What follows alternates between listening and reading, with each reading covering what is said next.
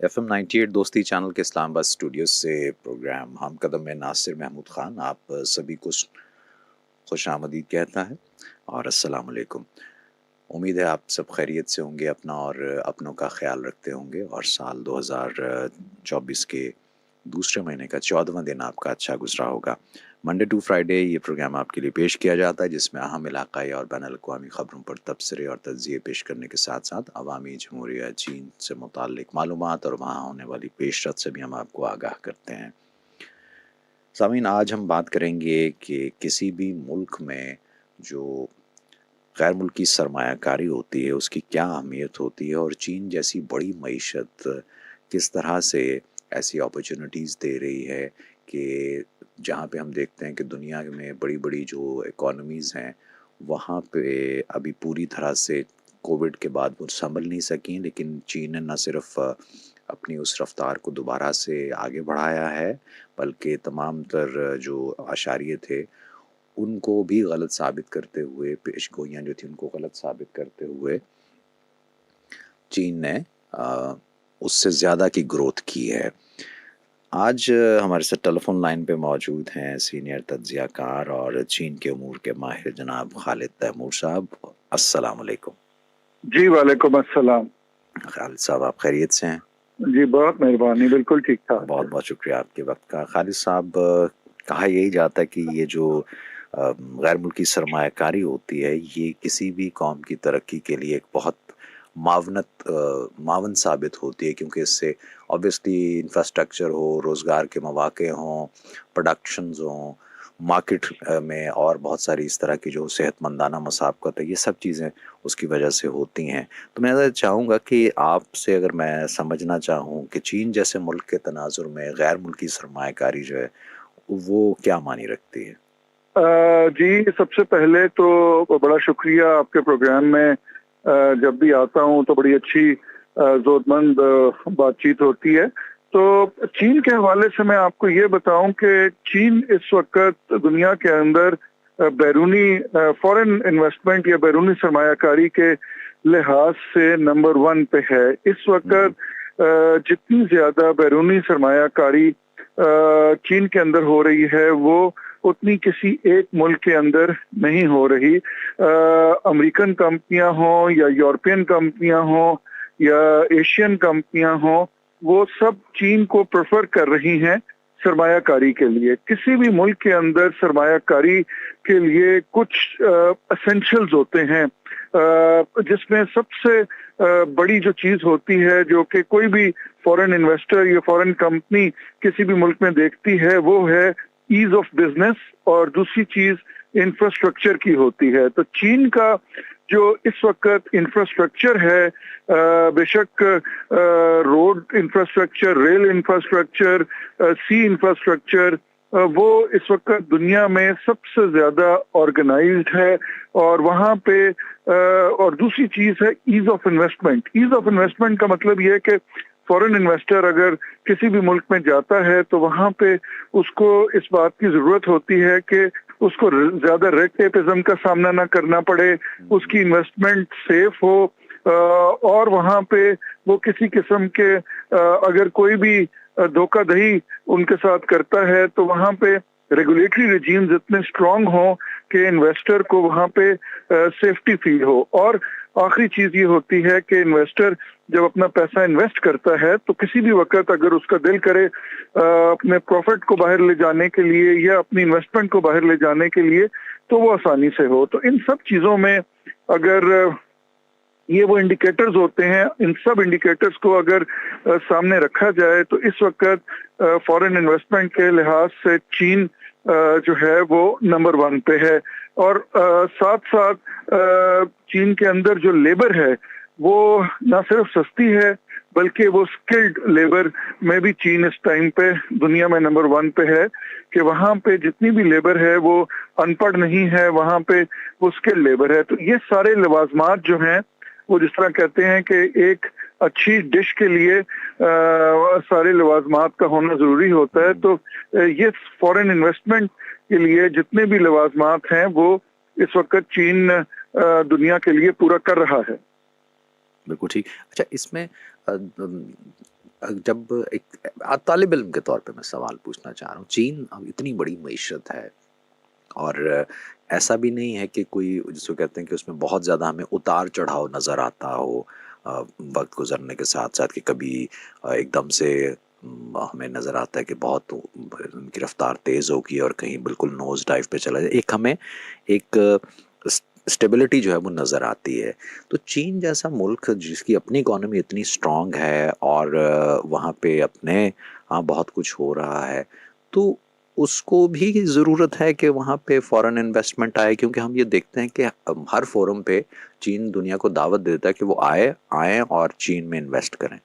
जी, यहाँ मैं ये बात वाज़ेह करता रहूं कि चीन को किसी किस्म की फॉरेन इन्वेस्टमेंट की जरूरत नहीं है, बल्कि फॉरेन इन्वेस्टर्स को चीन की जरूरत है। जैसे कि मैंने आपको ये बताया कि इस वक्त फॉर एग्जांपल मैं आपको दो वो मिसालों से चीजों को वाज़ेह करता हूं कि इस वक्त सबसे महंगा जो लेबर है और सबसे महंगा जो रॉ मटेरियल है वो यूरोप में बनता है। और अगर वहां पे एक कंपनी है वो जो शर्ट यूरोप में शायद 20 पाउंड की तैयार होती है और जिसको वो 22 पाउंड की बेचेंगे, तो वहां पे उनको 2 पाउंड का अगर यूके में मुनाफा हो रहा है, तो हो सकता है वही शर्ट जो है वो चीन के अंदर 5 पाउंड या 4 पाउंड में बन जाए और उसका ट्रेवल एक्सपेंस वगैरह और सारे एक्सपेंसेस निकाल के तो हो सकता है वो 10 पाउंड की उनको यूके में पड़े। तो बात ये नहीं होती कि किसी और मुल्क में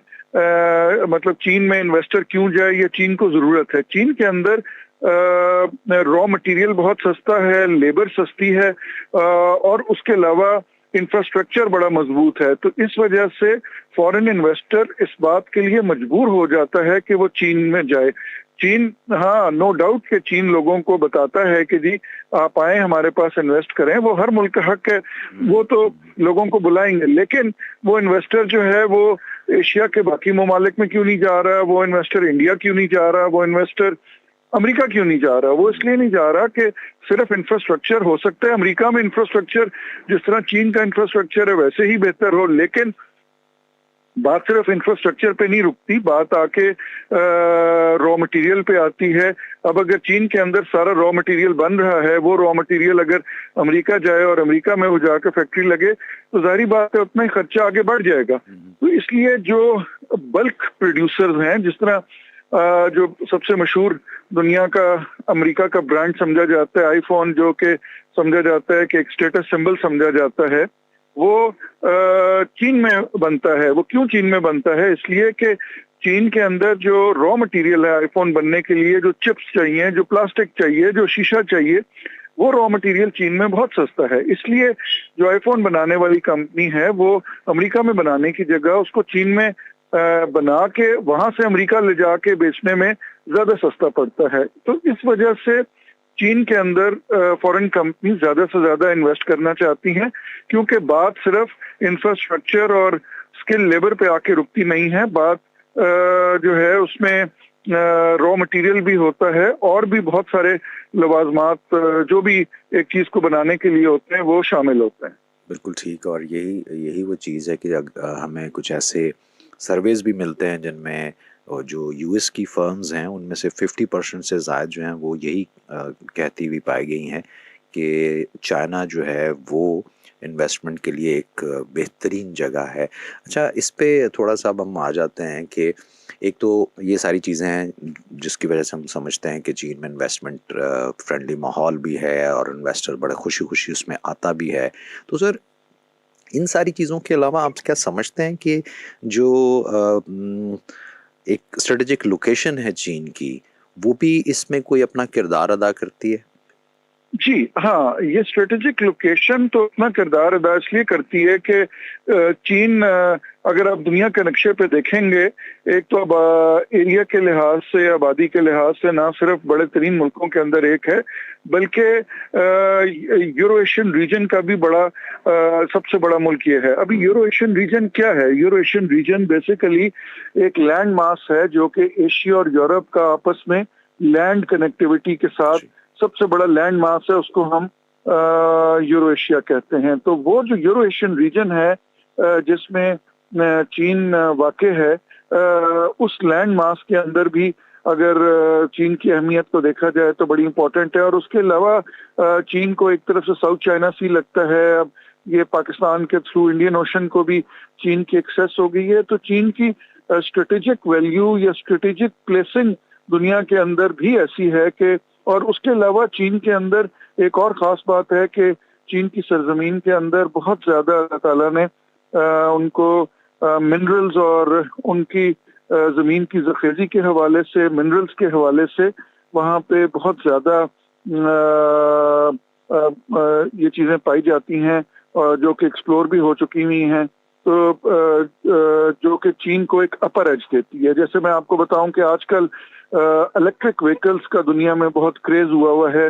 एलन मस्क साहब भी इलेक्ट्रिक व्हीकल बना रहे हैं, अमेरिका, यूरोप सब इलेक्ट्रिक व्हीकल्स की तरफ जा रहे हैं। अब इलेक्ट्रिक व्हीकल को चलाने के लिए जो सबसे इम्पोर्टेंट चीज़ है वो लिथियम बैटरी है। और लिथियम के हवाले से जो हमारा रीजन है, अफगानिस्तान, चाइना, सेंट्रल एशिया, पूरी दुनिया में इतनी लिथियम नहीं है जितनी सिर्फ चीन और उसके गिरदोनवा के मुल्कों में लिथियम पाई जाती है। तो फ्यूचर जो हम बात करते हैं कि जी आने वाला जो फ्यूचर है वो एशियन एज की जो हम बात करते हैं, मेरा ख्याल में उस एशियन एज की तरफ हम आहिस्ता आहिस्ता दाखिल होना शुरू हो चुके हैं।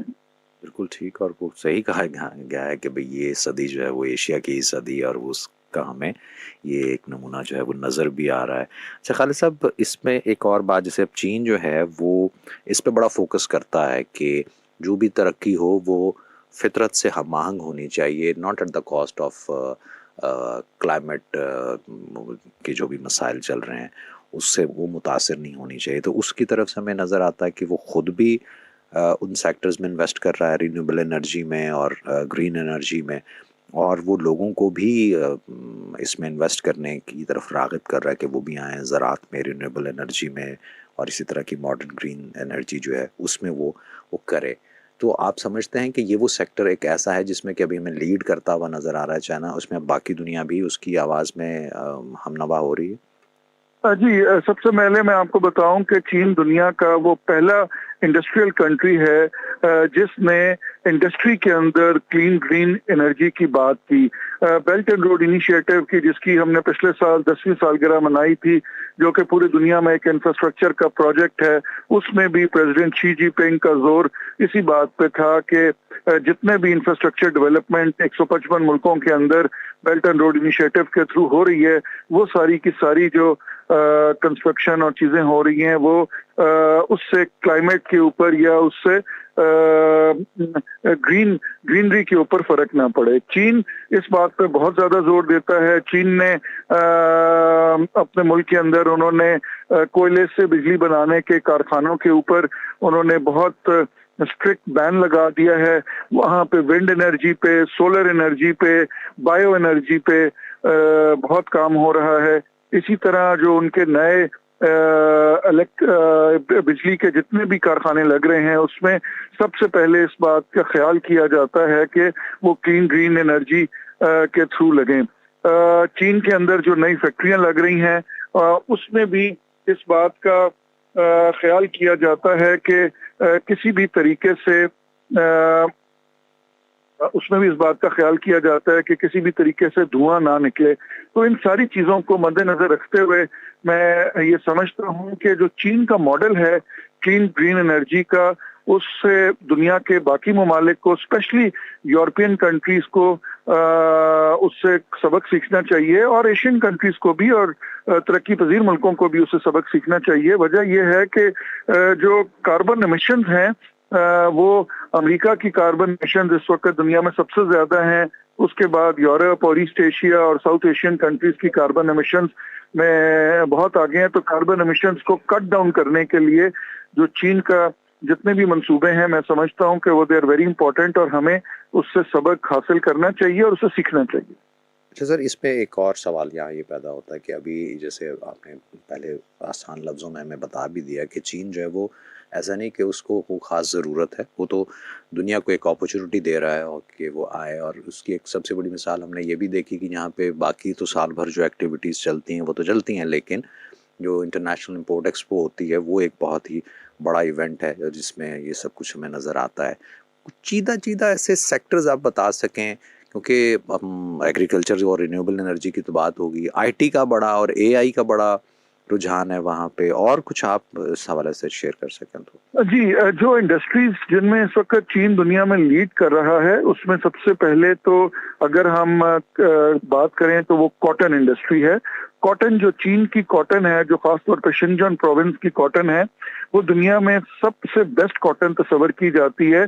और आप जो डेनिम की जीन्स खरीद के पहनते होंगे, आप भी और हमारे बहुत सारे सामीन भी वो पहनते होंगे, वो जिस कॉटन से बनती है उसमें जो बेस्ट कॉटन है, महंगी तरीन कॉटन और सबसे बेस्ट क्वालिटी की, वो चीन में प्रोड्यूस होती है।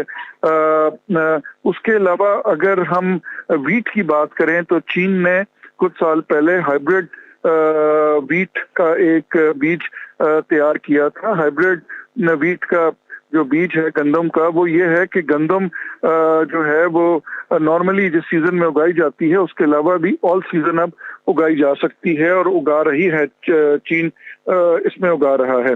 उसके अलावा चीन की जो एक और मेजर एक्सपर्टीज डेवलप हुई है वो है सी लाइफ की प्रिजर्वेशन का, क्योंकि हमने देखा है कि बहुत सारा हम अपना फजला और गर्द गुबार और गंद जो होता है वो समुद्रों के अंदर डाल देते हैं। चीन ने समुद्रों की सफाई के लिए और सी लाइफ को प्रिजर्व करने के लिए जो काम किया है वो भी बहुत इम्पोर्टेंट है। उसके बाद ये तो हो गया सी लाइफ और एग्रीकल्चर से रिलेटेड। उसके बाद अगर आप इंडस्ट्री की तरफ आते हैं तो चीन की इस वक्त चीन के अंदर सबसे बड़ी कार मैन्युफैक्चरिंग इंडस्ट्री जो है वो चीन के अंदर है। इस वक्त बेवरेज मैन्युफैक्चरिंग इंडस्ट्री जो है वो सबसे बड़ी चीन के अंदर है। इसके अलावा जो चिप इंडस्ट्री है, आपको पता है इस टाइम पे ये दुनिया जो है सारी ये चिप वॉर पे चल रही है। अमेरिका और चीन के दरमियान जो है चिप वॉर, ये कि ये जो चिप्स जितनी भी बेशक जहाज के अंदर इस्तेमाल हो, फोनों के अंदर इस्तेमाल हो, हाईटेक कंप्यूटर्स के अंदर इस्तेमाल हो, जहां जहां इस्तेमाल हो, दुनिया की बेस्ट जो माइक्रो चिप्स बनती हैं वो चीन के अंदर बनती हैं। उसके अलावा कपड़े की जो इंडस्ट्री है, बिकॉज कॉटन भी उधर बनती है, तो इस वजह से जो कपड़े की इंडस्ट्री है, लेदर इंडस्ट्री जो है वो भी चीन की बहुत स्ट्रांग है। तो चीन न सिर्फ आईटी और उधर आगे निकल रहा है और निकला हुआ है, बल्कि ये बाकी भी जिन इंडस्ट्रीज का मैंने आपको नाम लिया है इनमें भी चीन इस वक्त दुनिया में नंबर 1 पे है। अच्छा सर, मैं अभी जब ये पढ़ रहा था इसमें कुछ जो डाटा सामने आया उसमें ये था कि जो तकरीबन 1 अरब 40 करोड़ और समथिंग की आबादी है चीन की, तो उसमें तकरीबन 40 करोड़ हमें मिलते हैं अफराद जो कि मिडिल इनकम ग्रुप से जिनका ताल्लुक है, और फिर पर कैपिटा जो जीडीपी है वो $12,000 है। तो इस तरह से देखा जाए तो डोमेस्टिक मार्केट भी एक बहुत बड़ी हमें नज़र आती है। अगर कोई इन्वेस्टर आता है तो बजाय इसके कि वो एक सामान, एक चीज़ बनाता है और वो कहे कि ये सामान मैंने वहाँ जाके बेचना है, उसको तो अच्छी खासी खपत यहाँ भी मिल सकती है। जी, चीन के अंदर आपको पता है कि आबादी के तनासब से इंडिया तो अभी कुछ अर्सा पहले, चंद महीने पहले चीन से आगे निकला है। पिछले 6 महीने पहले तक तो चीन आबादी के लिहाज से दुनिया का आबादी से आगे जाने से क्या होता है जब पर कैपिटा $12,000 हो जहाँ पे। जी, वो भी आपकी बात ठीक है, लेकिन उसके अलावा भी अगर आप देखें कि जो भी फॉरेन इन्वेस्टर चीन में आके इन्वेस्ट करता है उसको सिर्फ चीनी मार्केट नहीं मिलती, उसको पूरी यूरोशियन मार्केट मिलती है। और इस वक्त यूरोशियन रीजन के अंदर दुनिया की 2/3 पॉपुलेशन तो इस इलाके में रह रही है। तो मतलब आप सिर्फ चीन की मार्केट को ना देखें, अगर चीन के अंदर कोई फॉरेन इन्वेस्टर आके फैक्ट्री लगाता है, कोई इन्वेस्टमेंट करता है, वो बेसिकली ना सिर्फ चीन की मार्केट को देख रहा होता है बल्कि पूरे यूरोशियन रीजन की मार्केट को देख रहा होता है। और ये जो पूरा यूरोशियन रीजन है, ये जिसमें इंडिया बशमूल, इंडिया, पाकिस्तान, चाइना, रशिया, ये सारा इंडोनेशिया दुनिया का बड़ी आबादी का मुल्क है। पूरा यूरोशियन रीजन की जो पॉपुलेशन है वो पूरी दुनिया की पॉपुलेशन का तकरीबन 1/3 से ज्यादा तो दुनिया की पॉपुलेशन इधर रहती है।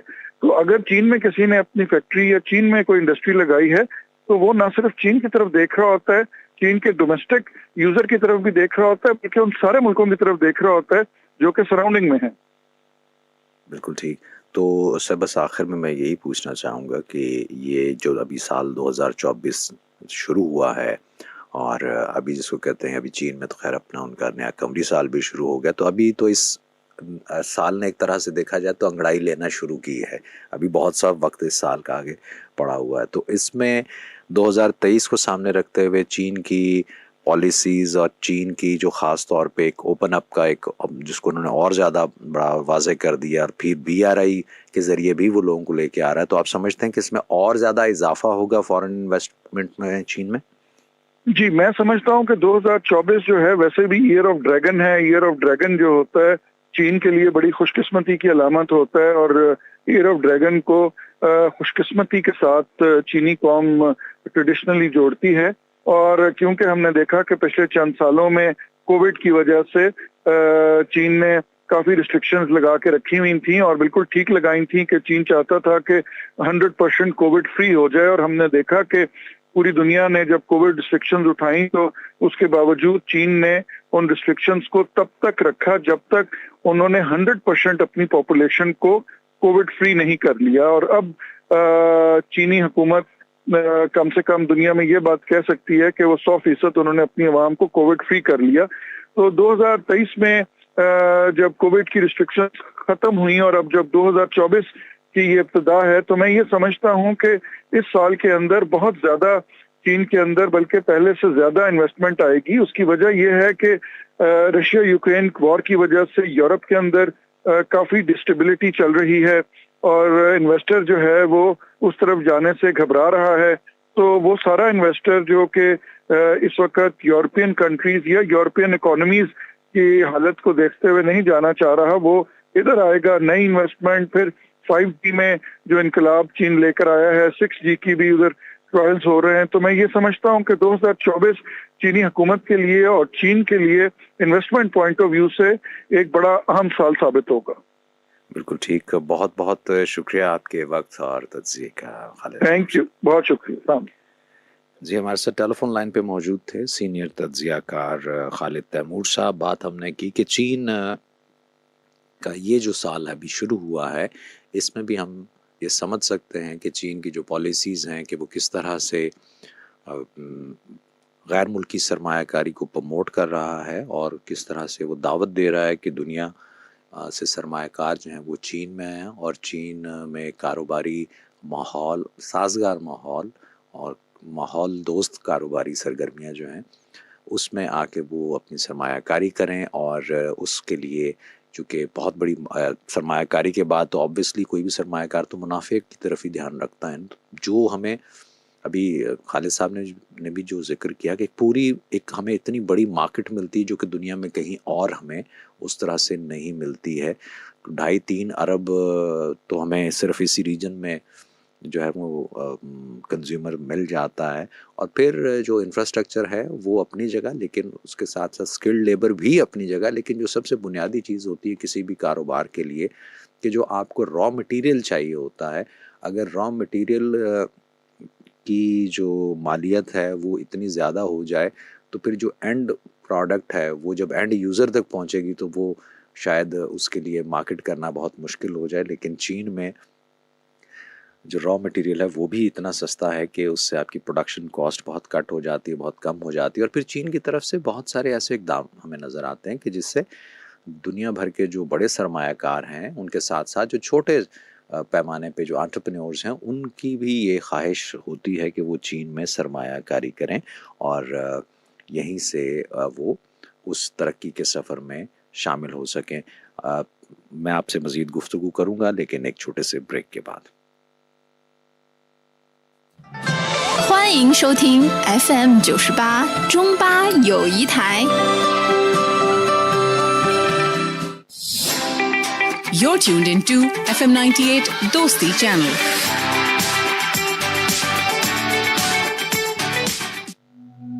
मन झूम झूम तन झूम झूम मन झूम झूम तन झूम झूम मन झूम झूम गाए मन झूम झूम तन झूम झूम मन झूम झूम गाए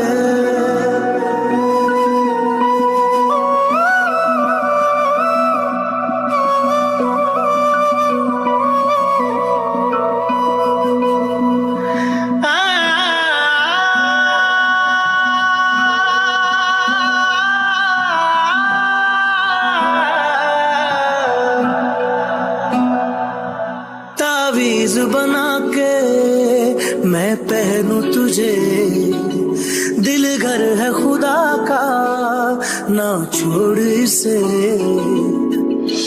मांगू मैं अब क्या रब से, पाया है तुझको जब से, इश्क तेरा हम पे तारी रक्स में जहां। कर सजदा एक खुदा को, पढ़ो कलमा या मैं दुआ दूं, दोनों ही एक खुदा मोहब्बत। कर सजदा एक खुदा को, पढ़ो कलमा या मैं दुआ दूं, दोनों ही एक खुदा मोहब्बत।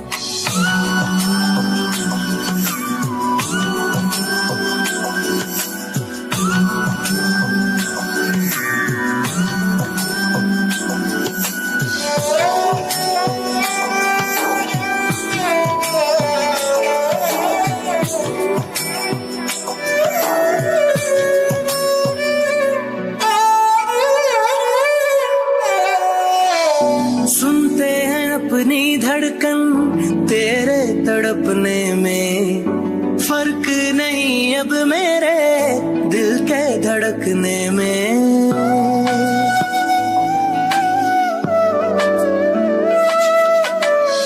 रोग मेरा बढ़ता जाए कोई तो संभाले ना, राहत मिले अब हमको दिल के दहकने में। मांगू मैं अब क्या रब से, पाया है तुझको जब से, इश्क तेरा हम पे तारी रक्स में जहां। कर सजदा एक खुदा को, पढ़ो कलमा या मैं दुआ दूं, दोनों ही एक खुदा मोहब्बत। कर सजदा एक खुदा को, पढ़ो कलमा या मैं दुआ दूं, दोनों ही एक खुदा मोहब्बत।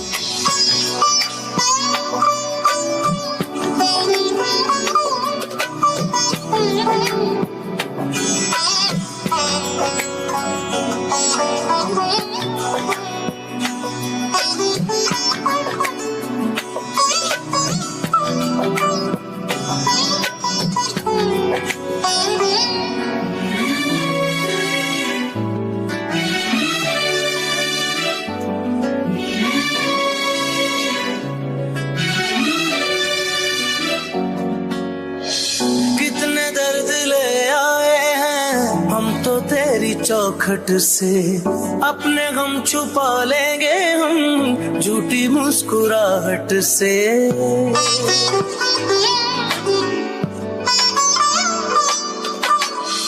भीगी भीगी पलकों में अक्स तेरा रहता है, आंख से छलक जाए तो प्यार तेरा बहता है।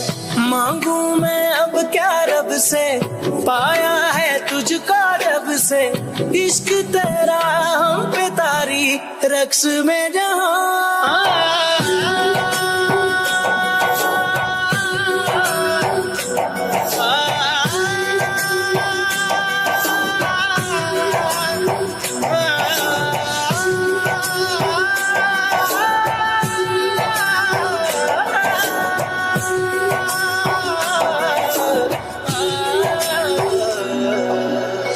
साथ साथ चलने वाले राहें क्यों बदलते हैं, राहें जब बदल जाएं तो रास्ते भटकते हैं।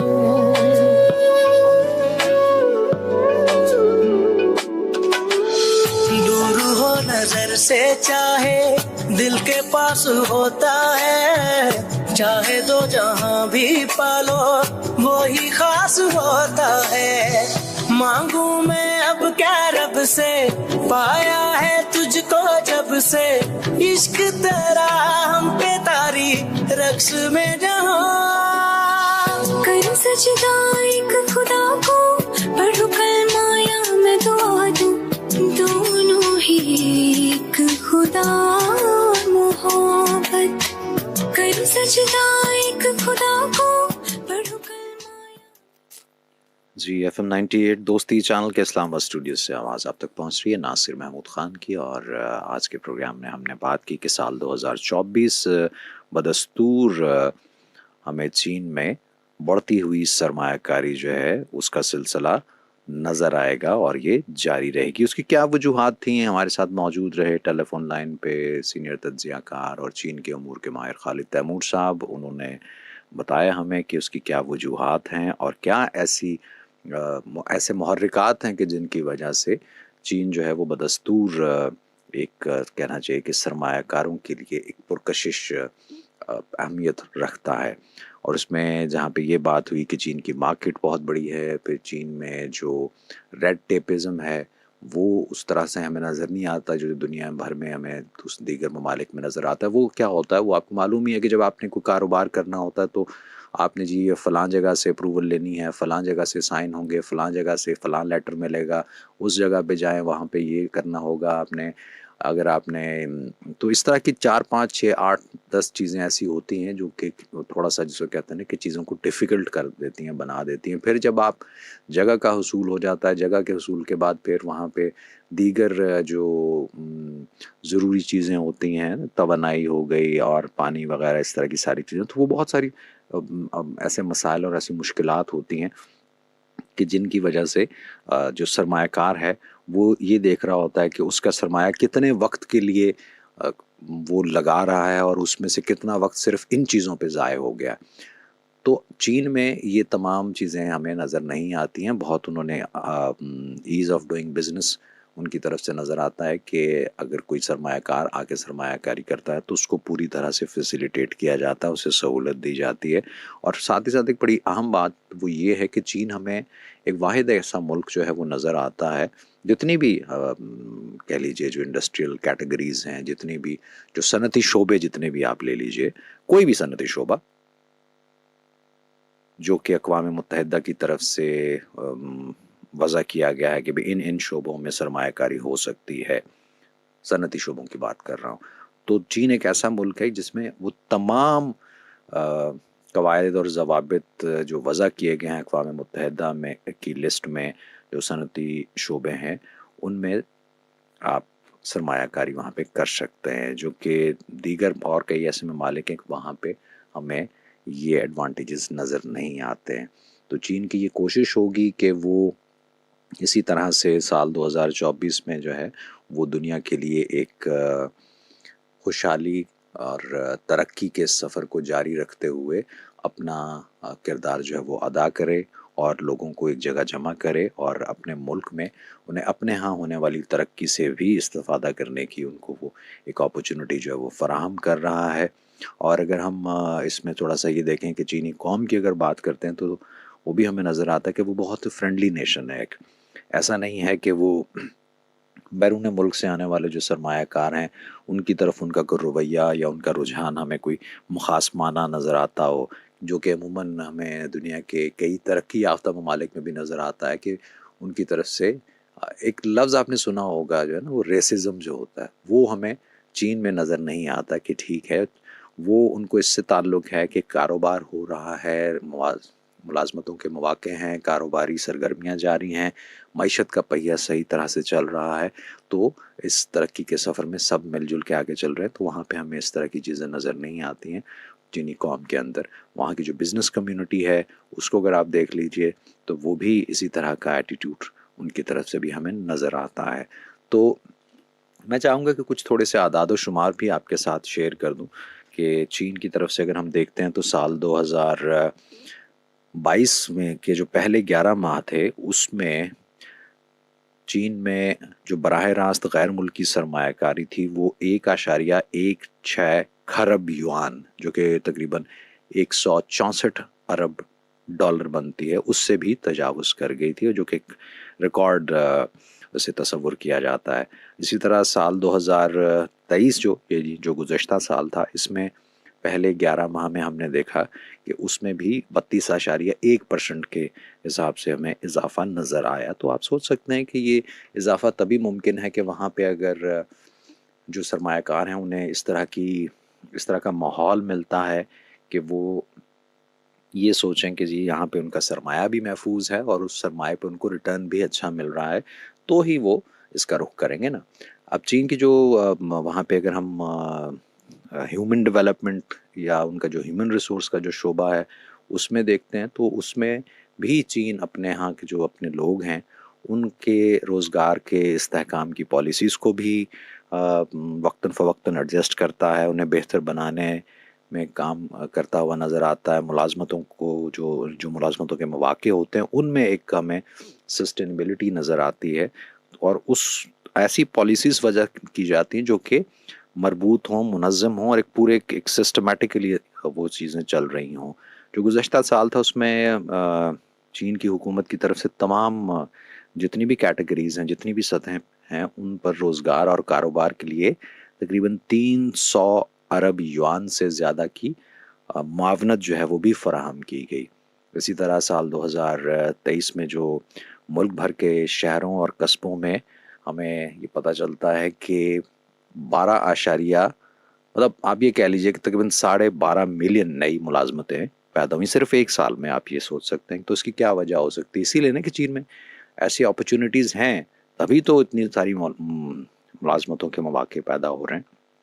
कॉलेज ग्रेजुएट्स जो हैं उनके साथ साथ जो दीगर नौजवान जो हैं उनका रोज़गार और ख़ास तौर पे एक तो होता है ना रोज़गार देना कि ठीक है दिहाड़ी लगा ली आपने, वो नहीं, एक सस्टेनेबिलिटी वहाँ पे हमें नज़र आ रही है।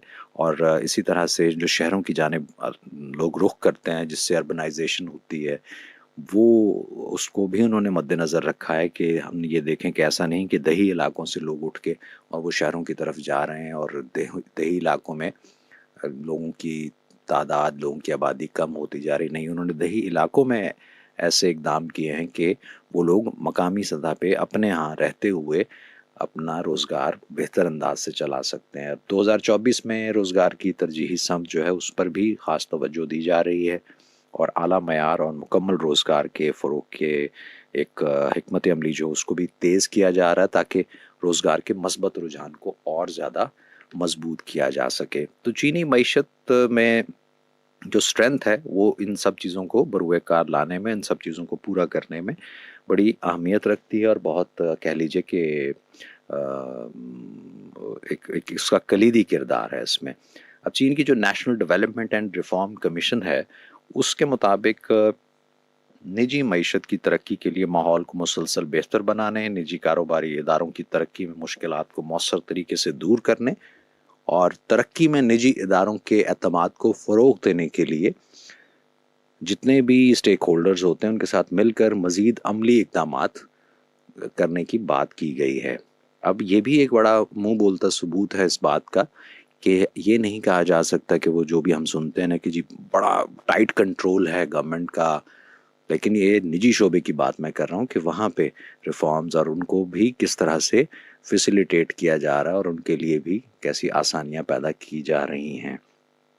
निजी कारोबारी जो इदारे हैं उनके साथ कसीर सतह पर कम्युनिकेशन और एक्सचेंज मैकेनिज़्म को भी बेहतर बनाया जा रहा है और हुकूमती और कारोबारी इदारों के दरमियान जो मवासलाती चैनल्स हैं उनको यानी जो राब्तों के जो ज़राए हैं उनको भी मज़ीद बेहतर और हमवार करने की ज़रूरत पे काम हो रहा है। और इसके अलावा निजी मईशत की तरक्की को मसाइल उन जो भी दरपेश होते हैं उनको हल करने, उन्हें अंडरस्टैंड करते हुए उनको रिजॉल्व करने की बात हो रही है और साथ ही साथ कारोबारी इदारों के जो ग्रुप्स हैं उनको फ़ायदा पहुंचाने और सनतों की मदद करने की भी कोशिश की जाएगी, ये कहना है चीन के national development and reform commission का। तो ये वो सारी चीज़ें हैं कि जिनको जब हम देखते हैं तो हमें पता चलता है कि हमारा बरादर दोस्त पड़ोसी मुल्क अवामी जमहूरिया चीन वो किस तरह से न सिर्फ अपने यहाँ लोगों को उनका मेयार ज़िंदगी बेहतर करने के लिए अपने मुल्क की मईशत को मुस्तहकम अंदाज से आगे बढ़ाने के लिए हमें काम करता हुआ नज़र आता है, बल्कि दुनिया को भी वो अपॉर्चुनिटी दे रहा है कि वो आएँ और वो चीन में सरमायाकारी करके इस तरक्की के सफ़र में अपना किरदार अदा कर सकते हैं और इससे भरपूर फ़ायदा भी उठा सकते हैं। आज के इस प्रोग्राम से अपने मेज़बान नासिर महमूद ख़ान को इजाज़त दीजिए। ज़िंदगी शर्त है और अगर सेहत ने इजाज़त दी तो आपसे फिर यहीं से मुलाकात होगी। जाने से पहले हमेशा एक बात जो कहा करता हूँ, मांगी उस ज़ात से जो किसी की मोहताज नहीं। अपना ख्याल रखिएगा। Take care. खुदा पामान।